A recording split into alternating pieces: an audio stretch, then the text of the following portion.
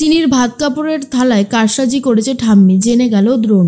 সম্পূর্ণ জানতে ভিডিওটিতে একটি লাইক করে প্রথম থেকেই দেখতে থাকো। গল্পের শুরুতেই দেখা যায় যে ঠাম্মি বলতে থাকে মনে মনে, এই মেয়েটা জাদু জানে, জাদু। আমার দাদু ভাইকেও শেষ পর্যন্ত বশ করে নিল না, এটা তো হতে দিলে চলবে না, এর একটা জবাব তো আমাকে দিতেই হবে। তবে একটু মাথাটা ঠান্ডা করে, এই মেয়েটার সাথে পেরে ওঠাটা এতটাও সহজ না। এই আলাপির মেয়ে চিনি নাকি হবে এই বাড়ির বউ, সেটা আমি কখনোই মানতে পারবো না। তার জন্য আমাকে যা যা করতে হয় আমি সবটাই করব, দেখি এরপর কে আমাকে আটকায়। দ্রোণ চলে এসেছে পরিষ্কার কাপড় পরে আর বলে, এবার তাহলে জলটা ঢালি। তখনই চিনি বলে, হ্যাঁ ছোট মালিক আসুন। চিনি ঘোমটা দিয়ে রয়েছে যাতে মুখ না দেখতে পারে দ্রোণ। এরপর বাবার মাথায় দুজন মিলে জল ঢালতে থাকে। আর এটা দেখার পর তখনই অন্তরা বলে, আমার চোখ জুড়োলো তোদের এই দৃশ্য দেখে, তোরা অনেক ভালো থাক, অনেক সুখে থাক, আমি এটুকুই চাই। এর মধ্যেই ঠাম্মি তখন বলে, হ্যাঁ ওরা কত সুখে থাকে আমিও দেখতে চাই। সুনয়নী বলে, কি ভাবছো বলো তো মা? ঠাম্মি তখন বলে, ঘরে চল, তারপরেই বলছি, এখানে আর কিছু বলা যাবে না। এর মধ্যেই চিনি সকালবেলা ঘুম থেকে উঠে পড়েছে তাড়াতাড়ি করে। তারপরেই দাদুর সাথে দেখা। দাদু তখন বলে, যেটা হবার ছিল সেটাই হয়েছে রে, নীলমাধবের ইচ্ছে অনুযায়ী তুই এই বাড়ির বউ হয়ে এসেছিস। শোন, ওই সমস্ত শয়তানি মানুষগুলোর থেকে কিন্তু দূরে দূরে থাকতে হবে, কোনো বিপদ কিন্তু ঘটতে দেওয়া যাবে না, বুঝেছিস? চিনি তখন বলে, হ্যাঁ বুঝেছি, কিন্তু তুমি ঘরে যাও, এখানে তোমাকে দেখলে যে ঠাম্মি রাগারাগি করবে। তখন দাদু বলে, হ্যাঁ আমি তো ঘরে যাবই, তোকে এই কথাগুলো বলতে এলাম। চিনি তখন বুঝতে পারে যে দাদু তাকে সাবধান করতে এসেছে। এরপর চিনি দ্রোণের ঘরের পাশ থেকেই যাচ্ছিল, তখন শুনতে পায় দ্রোণ কিছু একটা বলছে। ঘরে কেউ নেই, কার সাথে বকবক করছে দ্রোণ, এটা ভেবেই এগিয়ে যায় ঘরের দিকে। আর দেখে বিছানায় শুয়ে শুয়ে ঘুমের ঘরে বারবার করে বলছে, চিনি চিনি আমি তোমাকে খুব ভালোবাসি, আই লাভ ইউ চিনি। এরপর চিনি বলে, ছোট মালিক এসব কি বলছে? ছোট মালিকের হাত তখন চিনির হাতে, আর হাতটা ধরে নিয়েছে, বলে কাছে টেনে বলে, চিনি আমি তোমাকে খুব ভালোবাসি। আর এই ভালোবাসার কথা শুনে চিনি তো খুব খুশি, দৌড়ে ঘর থেকে বেরিয়ে যায়। তার মধ্যেই ঠাম্মি তখন বলে, তারপর এত আনন্দ কিসের শুনি? চিনি তখন বলে, আনন্দ কি আছে, আর সব থেকে বড় কথা, আজকে তো আমাদের ভাত কাপড়ের অনুষ্ঠান শুরু হবে, তাই না? আমাকে তো অনেক রান্না বান্না করতে হবে। এরপর যদি রান্না বান্নায় কাজটা আপনি করেন ঠাম্মি, তাহলে বোধহয় সেটা খুব একটা ভালো হবে না, কারণ এই বাড়িতে আসার পর থেকে তো খুবই খারাপ কিছু হচ্ছে, তাই না? সেটা তো সবটাই বুঝতে পারছি, সেই জন্যই আপনাকে আগে থেকেই সাবধান করছি। ঠাম্মি তখন বলে, তোমার এত বড় সাহস, তুমি আবার আবার আমাকে অপমান করছো? এরপর চিনি বলে, অপমান আর করলাম কোথায়, যা বলার সেটা তো স্পষ্টভাবেই বলছি, সেটা শুনতে বুঝি আপনার খুব খারাপ লাগছে ঠাম্মি? ঠাম্মি তখন বলে, আমার কি খারাপ লাগছে আর কি ভালো লাগছে সেটা আমি তোমাকে বলতে চাই না। এর মধ্যেই দ্রোণ এসে বলে, কি হয়েছে? চিনি তখন বলে, দেখুন না ছোট মালিক, এই যে আমি আসার পর থেকে তো এই বাড়িতে একের পর এক কারসাজি হয়েই চলেছে। আমি তো এখন রান্না করতে যাব, এই রান্নাগুলোর মধ্যে কিছু না কিছু মিশিয়ে দেবে এই ঠাম্মি, সেটাই আমি বলছিলাম।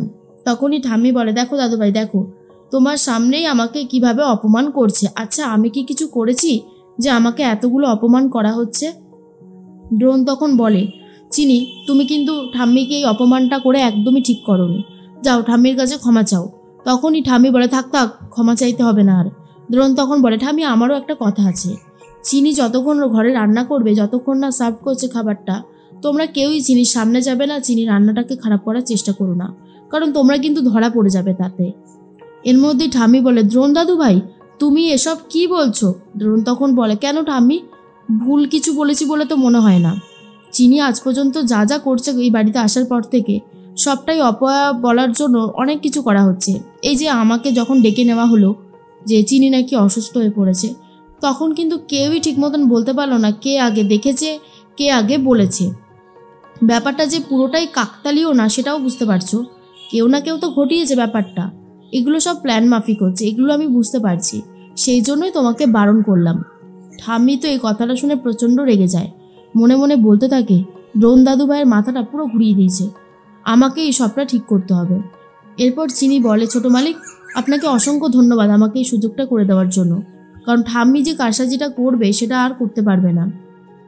অন্তরা তখন বলে, চিনি তোকে আমিও আর একটা দায়িত্ব দিতে চাই, যারা তোকে এই অপয়া প্রমাণ করার চেষ্টা করছে তুই তাদেরকেই আগে খুঁজে বার কর, তারাই হলো এই পরিবারের অ্যাকচুয়ালি অপয়া। শোনার পর ঠাম্মি বলে, অন্তরা মুখে লাগাম দাও, লাগাম ছাড়া কথাবার্তা বলছো তো।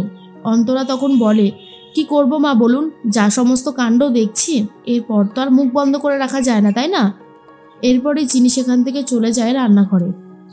ঠাম্মি চলে গেছে ফটোর সামনে দাঁড়িয়ে দাঁড়িয়ে কথা বলতে, আর সেখানেই মিস্টার চৌধুরীকে বলতে থাকে, অনেক দিন আগেই তো তুমি মরে গেছো, তুমি কি ভেবেছিলে তোমার ইচ্ছে পূরণ হবে, তাই না? আর সেটা হয়েওছে।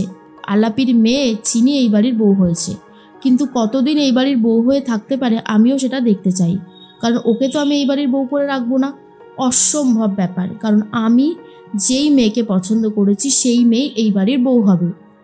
এর মধ্যেই ছোটকা কথা বলতে থাকে দ্রোণের সাথে, আর দ্রোণ তখন বলে, আচ্ছা ছোটকা, তুমিও তো একটা বিয়ে করতে পারো।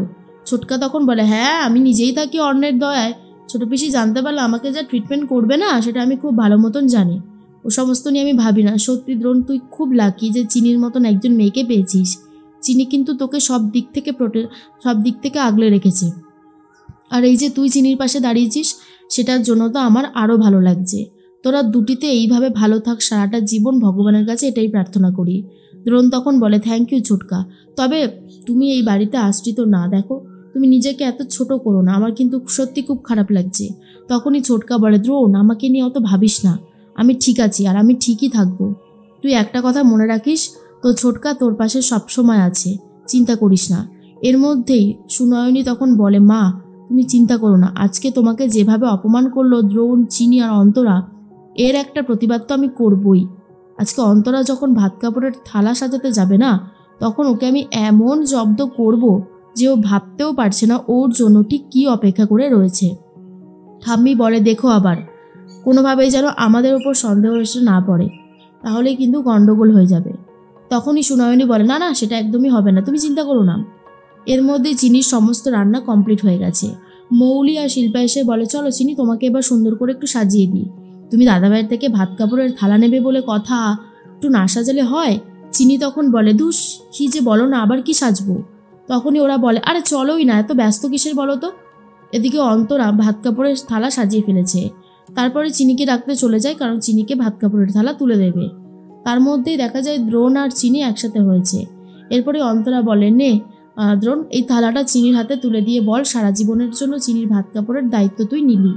তখনই দময়ন্তী চিৎকার করে বলে, এ কি, ভাত কাপড়ের থালার মধ্যে তো রক্ত রয়েছে, এটা কি করে সম্ভব?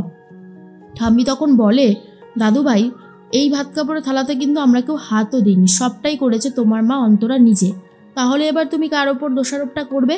তখনই চিনি বলে, আপনার ওপর অবশ্যই হবে, কারণ মা এসব কিছু করবে না ঠাম্মি, আপনি সেই একটা না একটা কারসাজি করেই ছাড়লেন, তাই না?